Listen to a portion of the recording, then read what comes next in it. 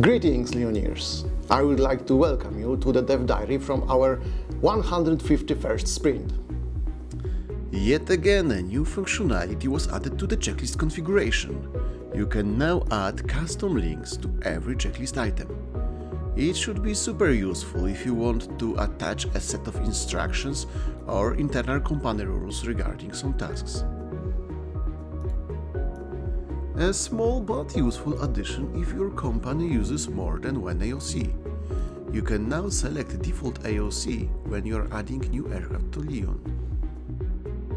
And last but not least, another feature to boost your data security. On the add-ons page, you can now check to which resources a given integration has access.